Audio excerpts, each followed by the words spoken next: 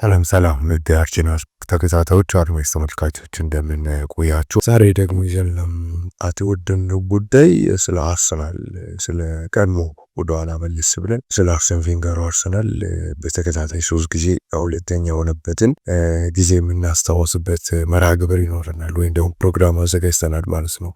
ስለዛኛው አርሰናል አንዳንድ ነገሮችን እናነሳለን። ከኛ ጋር ሆናችሁ ተከታተሉ ከልብ እንጋብዛችኋለን።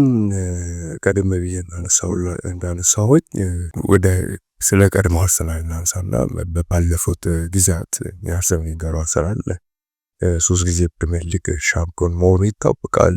ገና በመጣበት አመት 3ኛ ሆኖ ነበር የጨረሰው። አርሰን ቬንገር ጁጅ ግራም ቡድን ከተረከቡ በኋላ ማለት ነው ግማሽ ሲዝን ነበር ሰለጠነው።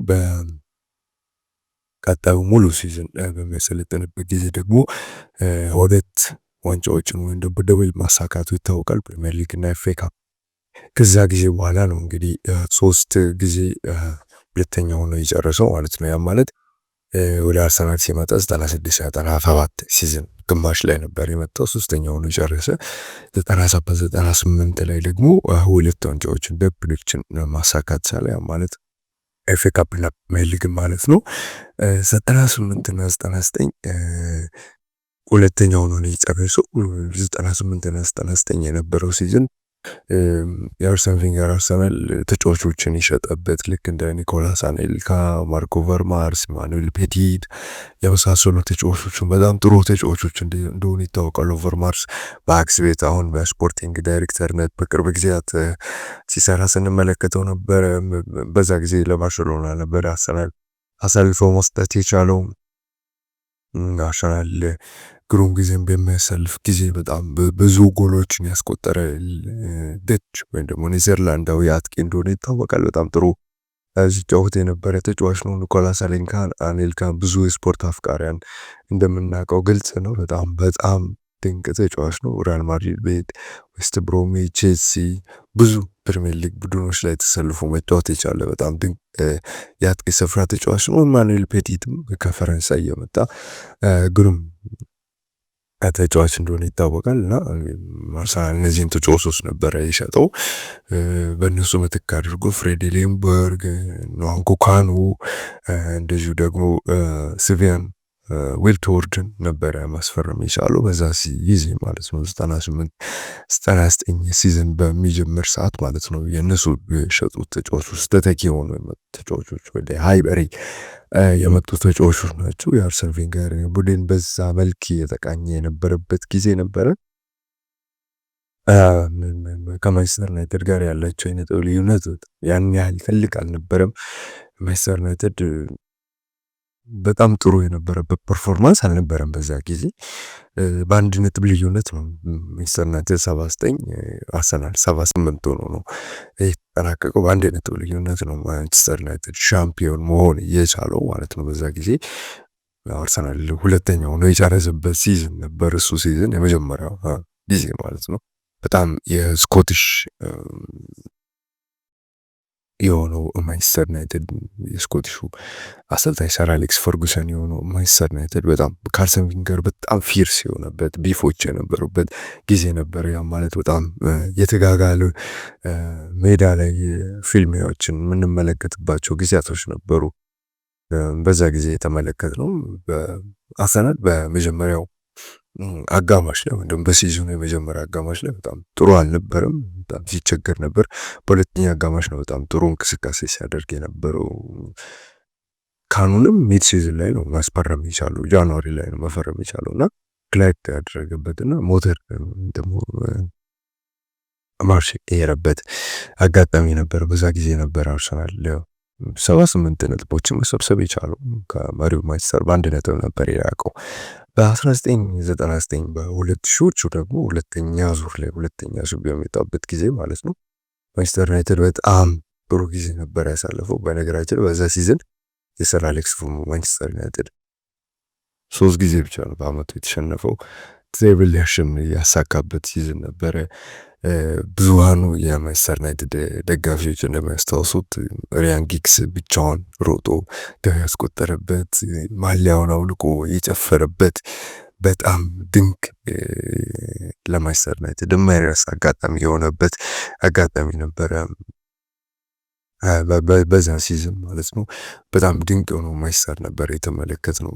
አርሰናል በ71 ነጥብ ነው፣ አርሰናል በ73 ነጥብ ነው ሲዝኑን የጨረሰው። ማንቸስተር ዩናይትድ በ91 ነጥብ ነው ሲዝኑን የጨረሰው። ያ ማለት ከአርሰናል ጋር የነበረው የነጥብ ልዩነት 18 ነበረ ማለት ነውና በጣም ሰፊ ጋፕ የነበረበት ሲዝን ነበረ።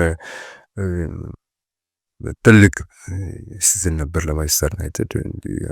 ሻምፒየንስ ሊግ እንደዚሁ ኤፍ ኤ ካፕ እና ፕሪሚየር ሊግ ያሳኩበት ነበር። ትሪብል ያሳኩበት ሲዝን ነበር። እስከ ቅርብ ጊዜ ፔፕ ጋርዲዮላ ማንቸስተር ሲቲን ይዞ ትሪብል እስኪያሳካ ድረስ በእንግሊዝ ፕሪሚየር ሊግ በጣም ትልቁ የሚባለው ሌጀንድ የሚባለው ድል ነበረ። የማይነካ የሚመስል ድል ነበረ በዛ ጊዜ የተመለከት ነው ማለት ነው። በጣም ጥሩ ጊዜ ነበረ ለማንቸስተር ዩናይትድ። አርሰናል ግን ሳፈር ያደረገበት ከሜዳ ውጭ የነበረው ፎርም በጣም አስቸጋሪ የሆነበት ኢንኮንሲስተንት የሆነውን አርሰናል ነበረ የተመለከት ነው በዛ ጊዜ ማለት ነው። በአርሰናል በኩል ሁለተኛ ወጣበት ሲዝን ነው ለሁለተኛ ተከታታይ ጊዜ። በ2000 እና 2001 ሌላኛውን ያርሰናል ሜስዳፕ የሆነውን ጊዜ ነበረ ስንመለከት የነበረው። በተለይ የቬንገሩ አርሰናል ከጊዜ ወደ ጊዜ ይሻሻላል ተብሎ ሲጠበቅ በተለይ በ1997-98 ሲዝን ኤፍ ኤ ካፕ እና ፕሪሚየር ሊግን ያሳካበት ሲዝን ነው። ደጋፊዎቹ ብዙ የሚጠብቁበት ሲዝን ነው ከአርሰናል። ቬንገር ከጃፓን ከመጣ በኋላ በጣም ጥሩ እንቅስቃሴ ሲያደርግበት የነበረ ሲዝን ነው። ቬንገር ከጃፓን መምጣቱ ሻምፒዮን መሆኑ ብቻ አይደለም፣ ከሜዳ ውጭ ያለው ተጽዕኖ በጣም ትልቅ ነበረ። የተጫዋቾቹ እንዲሁም በአንድ ቃለ መጠይቅ ላይ ራሱ ቶኒ አዳምስ አርሰናል ተከላካይ ማለት ነው በዛ ጊዜ የነበረ አርሰናል 4-4-2 ፎርሜሽን ነበረ። 4-4-2 ፎርሜሽን ነበረ ሲጠቀም የነበረው ጆርጅ ግራም ቡድን በጣም በዲፌንሲቭ ሪካርዱ በጣም የሚደነቅ ቡድን ነበረና የቶኒ አዳምስ አንዱ ዲፌንሲቭ ኮር ውስጥ ከነ ማርቲን ኪዮን ጋር በመሆን ፖል ሜሰንም አንዱ ነው ከነሱ ጋር በመሆን ዲፌንሲቭ ኮር ውስጥ የሚገኝ አንዱ ተጫዋች ነው እና በጣም እንዴት እንደቀየረው ሲያነሳ ነበረ። በተለይ ከአመጋገብ ስርዓታቸው ስጋ በጣም እንጠቀም ነበረ፣ ቢራ እንጠጣ ነበረ። ይህን ሁሉ አስቀብቶብን ነበር። የትሬኒንግ የምንሰራበት አካሄድ በጣም ይለያል፣ በጣም ስኬጁልድ ነው፣ እያንዳንዱ ነገር ይለያል የሚል አስተያየት ሰጥቶ ነበረ። ኃይል ቪታሚን ያላቸው ምግቦች ነበረ እንድንመገብ የሚያደርገን እና ፕሪሚየር ሊግ ላይም ተጫዋቾች ይጠይቁን ነበረ ሲል ነበረ። እንደዚሁ ከዚህ በተጨማሪ በአንድ ወቅት እንደዚሁ ቶኒ አዳምስ የእንግሊዝ ብሔራዊ ቡድን ተጫዋች እንደሆነ ይታወቃል እና ወደ ብሔራዊ ቡድን ሲጠሩ የአሰራ ተጫዋቾች ፊትነስ በጣም ይለያል ከሌሎቹ ቡድኖች ፊትነስ። ምንድን ነው የምትጠቀሙት ተብለው እስኪጠየቁ ድረስ የነበረበት ጊዜ ነበርና ያንን ለማስታወስ ነው ወደኋላ የሄድኩት ማለት ነው። እና ከዛ በኋላ ነው ቬንገር ሶስቱን ተከታታይ ጊዜ ሁለተኛ ሆኖ የጨረሰበት እየተመለከትን ያለ ነው። በ2001 ከመሪው ማንቸስተር ዩናይትድ ወደኋላ የቀረበት አርሰናል 80 ነጥብ ሰብስቦ ማንቸስተር ዩናይትድ አርሰናል 70 ነጥብ ሰብስቦ ማንቸስተር ዩናይትድ 80 ነጥብ ሰብስቦ ነበር ሲዝኑ ማጠናቀቅ የቻለው። የተቸገረውን አርሰናል በድጋሚ እየተመለከቱበት ነበር። እንደዚሁ ደግሞ ማንቸስተር ዩናይትድ በዛ ሲዝን አርሰናል 6-1 ያሸነፈበት ጊዜ ነበር። የአርሰናል ደጋፊዎች በጣም ፍረስትሬትድ እየሆኑ ነበረ። ምክንያቱም ቀደም ብዬ ሳነሳ እንደነበረ በጣም ብዙ ተስፋ ነበር በአርሰናል ደጋፊዎች ዘንድ። ከማንቸስተር ዩናይትድ ጋር ደግሞ በጣም ባላንጣነት በትልቅ ቢብ ነበርና ቀደም ብዬ ሳነሳ እንደነበረው በ1999 2000ዎቹ ማንቸስተር ዩናይትድ ትሬብል አሳክቶ ነበረ። ራያን ጊግስ ያንን ሶን ጎል እንደው ብቻውን ሄዶ ግብ ያስቆጠረበት መለያውን አውልቆ የጨፈረበት ፀጉሩ እስኪታይ ድረስ በጣም በኃይለኛ ደስታውን የገለጸበት ሲዝን ነበረ እና ከዚህ ጋር በተያያዘ ደግሞ የአርሰናል ተጫዋቾች ገና ክለች ያደረጉ ነበረ። ቴሪ ዳንኤል እንግዲህ ዴኒስ ቤርካምፕ ገና እየተዋሃዱ የነበሩበት ሲዝን ነበርና እዛ ላይ ነው ማንቸስተር ዩናይትድ 6-1 አርሰናልን የረታበት ሲዝን ማለት ነው። 2001 የነበረበት ሲዝን። እንደዚሁ ደግሞ ያኔ ሲዝን ሌላ ማስታወሻ ንዋንኮ ካኖ 3 ጎሎች ቼልሲ ስኮትሮ ሃትሪክ ሰርቶ አርሰናል እንዲያሸንፍ ያደረገበት ደርቢ እንዲያሸንፍ ያደረገበት ሲዝን ነበረና በእነዚህ አጋጣሚዎች የሚታወስ ሲዝን ነው። ነገር ግን አርሰናል በድጋሚ ሁለተኛው ነው የጨረሰበት ሲዝን ነው እና ለአርሰን ቬንገር አርሰናል በጣም ጥሩ ያልሆነ ሲዝን ነው። ከዚህ ሲዝን በኋላ 2001 ሲዝን ሁለተኛው ነው ከጨረሰ በኋላ ቬንገር ቀጥታ ወደ ገበያ ነው የወጣው። በዴቪድ ሲማንን ያጣበት ሲዝን ነበረ። እንደዚሁ ቀደም ብዬ ሳነሳ እንደነበረው ማርኮ ቨርማትሰን፣ ማኑኤል ፔቲትም እንደዚሁ ደግሞ አኔልካም እንደዚሁ ተተክተዋል። ፍሬዲ ሊምባርግ ተተክቷቸዋል። ንዋንኮ ካኖም እንደዚሁ ሌላኛው ተጫዋች ነው። ሴቪየር ኦርቶርድ ሌላኛው ተጫዋች ነው። ለዚህ ቡድን ግልጋሎት የመጣ ብዙ ሌሎች ተጫዋቾች ሆነ ቪንገር እያስፈረመ ነበር። ነገር ግን በ2001-2002 ሲዝን ከመጀመሩ በፊት ክረምት የዝውውር መስኮት በሚከፈትበት ጊዜ 30 ሚሊዮን ፓውንድ ነው ኢንቨስት ያደረገው። በዛ ሰዓት በጣም ከፍተኛ ገንዘብ ነው፣ በጣም ብዙ ገንዘብ ነው። ልክ እንደ ሪቻርድ ራይትን የዴቪድ ሲማን ጠባቂ አድርጎ አመጣ። በግብ ጠባቂነት ጆቫኒ ቫን ብሮንኮስት መሃል ሜዳ ላይ እንደዚሁ ግልጋሎት እንዲሰጥ የፈረመ ሌላኛው ተጫዋች ነው እና በአርሰናል ትልቅ ኦቨርሃውል ሲያደርግ ነበረ። በዛ ሲዝን 30 ሚሊዮን ፓውንድ በወቅቱ በጣም ከፍተኛ የሚባል አይነት ገንዘብ ነበረ። ፊት መስመር ላይ እንደዚሁ የፊት መስመሩ እንዲያጠናክርለት ጀፈርሰን ፍራንሲስን በፊት መስመር ላይ አስፈርሞ ነበር። ነገር ግን ከነዚህ ዝውውሮች በጣም በጉልህ ሁኔታ የሚነሳው በኦስማን ወይም ደግሞ በመጨረሻው ቀን በነፃ የፈረመው ሶል ካምቤ ወይም ደግሞ የስፐርሱ ተጫዋች ቶተናም ሆስፐር ካፕቴን የነበረው ሶል ካምቤ ለአርሰናል መቀላቀሉ በጣም ትልቅ እስካሁን ድረስ በጣም ትልቅ ከሚባሉ ዝውውሮች መካከል የሚጠቀስ ነው። እንደውም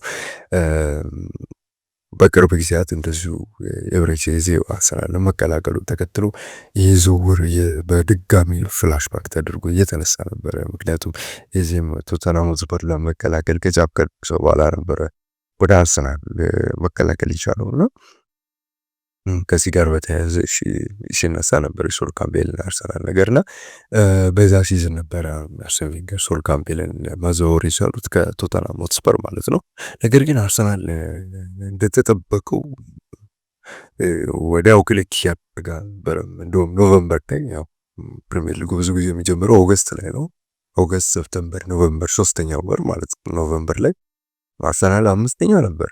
በሳብልተና አትሌቲክ እንደዚሁ 5-1 ተሸንፎ ያኔ ቼልሲ በኤፍኤ ካፕ 5-1 ያሸንፎ ቡድን ማለት ነው። በዛ በፕሪሚየር ሊጉ ጥሩ የሚባል ቡድን ነበርና እንደዚሁ ከሚድልስብራ ጋር ጥሩ ያለው ጨዋታ አድርጎ 5ኛ ላይ ነበር የሚገኘው። ነገር ግን ከዛ ሲዝን በፊት የነበረው ሲዝን ወይም ደግሞ በ2001 ማለት ነው አርሰናል ንዋንኮ ካኖ ሃትሪክ የሰራበት ማንቸስተር ዩናይትድ 6-1 የረታበት ሲዝን ላይ አዌይ ላይ ያለው ፎርም በጣም አስከፊ ነበረ። አዌይ ላይ በጣም አስከፊ ፎርም ነበር። በጣም ብዙ ጨዋታዎችን ሲሸነፍ ነበርና ያው ከማንቸስተር ዩናይትድ በ10 ነጥብ ርቆ ነው ሲዝኑን የጨረሰው፣ ሁለተኛው ነው ሲጨርስ ማለት ነውና በዚህኛው ሲዝን ግን ሻምፒዮን በሆነበት 2001-2002 ሲዝን ግን ይህን አዌይ ፐርፎርማንሱን ያስተካከለበትና ከክሪስማስ ወዲህ አይኒክ የሆነ አርሰናል ነበር የተመለከተው። በዚህ ሲዝን በነገራችን ላይ በ2001-2002 ማለት ነው ከሜዳ ውጭ አልተሸነፈም ወይም ደግሞ በአዌይ ማች ምንም ሽንፈት አላስተናገደም። 20 ጨዋታ ማለት ነው 13ቱን አሸንፏል፣ 7ቱን አቻ ወጥቷልና ይሄ በጣም የሚገርም ፐርፎርማንስ ነበር በአርሰናል በኩል። ታታይ 13 ጨዋታዎችን በተከታታይ ነው ድል ሲያደርግ የነበረውና በጣም ትልቅ ሞመንተም ላይ የገባበትን አርሰናል ነበረ ስንመለከት የነበረው። ዲፌንሲቭሊ በጣም ጥሩ የሆነውን ወይም ደግሞ ኢምፕሩቭ ያደረገውን አርሰናል ነበረ በዛ ጊዜ ቪንገር ያቀረበው እና ኋላ ላይም ደብል በድጋሚ ማሳካት የቻለበት ሲዝን ነበር። ፕሪሚየር ሊግና ፒክአፕን በሰዓት ማለት ነው እና በድጋሚ ደብልን ያሳካበት ሲዝን ነበር። በቀጣይ ሲዝን ሁለተኛው ነው የጨረሰው 2002 2003 ማለት ነው እና አርሰናል 2001 እና 2002 ደብል ካሳካ በኋላ ወይም ደግሞ በፕሪሚየር ሊጉ ዋንጫ ካሳካ በኋላ ቪንገር ያንን 13 ተከታታይ ድሎች ማስመዝገቡ እንደዚሁ ደግሞ ከሜዳ ውጭ አልሸነፍ ባይነቱ አርሰናል በቀጣይ ዓመት ምንም አይነት ሽንፈት ሳያስተናግድ ዋንጫ ይበላል እንዲህ ፖድካስት እንዲያደርግ የተገደደ እድል የሸጠበት ወይም ደግሞ ፍንጭ የሆነው ሲዝን እንደሆነ ነው። በተለያየ ጊዜ አርሰናልን በተለያዩ ጊዜ አናላይዝ ያደረጉ እንደዚሁ ለክለቡ ቅርብ የሚባሉ ሰዎች የሚገልጹት ማለት ነው እና ቪንገርም በግልጽ ነው ጋዜጣዊ መግለጫ ላይ በግልጽ ነው ለጋዜጠኞች አርሰናል ምንም አይነት ሽንፈት ሳያስተናግድ ዋንጫ መብላት ይችላል ብሎ ይነብዩ ማለት ነው ቪንገር እና በ2002 2003 ሁለተኛው ነው ጨረሱ። ሳካባቸው ተሳለቁባቸው፣ በጣም ብዙ ነገሮች ተባሉ። መጀመሪያው ረሽም የሆኑ አይነት አሰልጣኝ ነበር አርሰን ቬንገር ገና ከጃፓን የሚመጣበት ሰዓት ላይ ጀምሮ ማለት ነው። ነገር ግን በ2003 2004 ሁላችንም የምናስታውሰው ያን ሌጀንደሪ የሆነውን አርሰናል ተመለከትን። ምንም አይነት አጣን ሳይሸነፍ ኢንቪንሲብል ሆኖ ሲዝኑን ጨረሰው እስከ መጨረሻው ሁለት ጨዋታ ከሊስተር ሲቲ ጨዋታ ማለት ነውና በጣም ድንቅ የሆነን ጊዜ ነበር ያሳለፈው። እስካሁን ያልተነካ ሪካርድ ነው። ወርቅ ዋንጫ ማንም ጋር የለም በፕሪሚየር ሊጉ ኢንቪንሲብል ሆኖ የጨረቱበት ሲዝን ነው። ሰር አሌክስ ፈርጉሰን ኢንቪንሲብል ሚል ዶክመንታሪ ተሰርቷል ዩቱብ ላይም አለ ነው እና እዛም ዶክመንታሪ ላይ እኔ 13 ዋንጫ በልቻለሁ፣ ነገር ግን ያንን የሚያህል ሊጀንድ አልጻፍኩም የሚል አስተያየት እስኪሰጡ የደረሱበትን ሲዝን ነበረ አርሰን ቬንገር ያሳኩት ማለት ነውና ከዛ በኋላ አርሰናል ብዙ ጊዜ ሲቸገር ነበር። 5 ጊዜ አምስተኛ የሆነበትን ሲዝን አሳልፏል። እንደዚሁ በድጋሚ ሶስተኛ የሆነበትን ሲዝን ማሳለፍ ቱራለ ብዙ ወጣ ገባ ሲዝኖችን ያሳለፈውን አርሰናል ነበር። ከዛ በኋላ ስንመለከት የነበረው በነገራችን ላይ 2001 2002 ሲዝን ፕሪሚየር ሊግ ሻምፒዮን ሲሆን ቪክቶር ግብ አስቆጥሮ ማንቸስተር ዩናይትድ ኦልድ ትራፎርድ ነበር ሻምፒዮን መሆን የቻለው እና በጣም ጣፋጭ ድል ነበረ ለአርሰናል ደጋፊዎችም ለአርሰናልም በጣም በጥሩ ሁኔታ ቁጭታቸውን ያጣጣሙበት ጊዜ ነበርና ሚኬል አርቴታ አሁን ለሶስት ተከታታይ ሶስተኛ ጊዜ ሁለተኛ ሆኖ የጨረሰባቸውን ጊዜያቶች ተመልክተናል።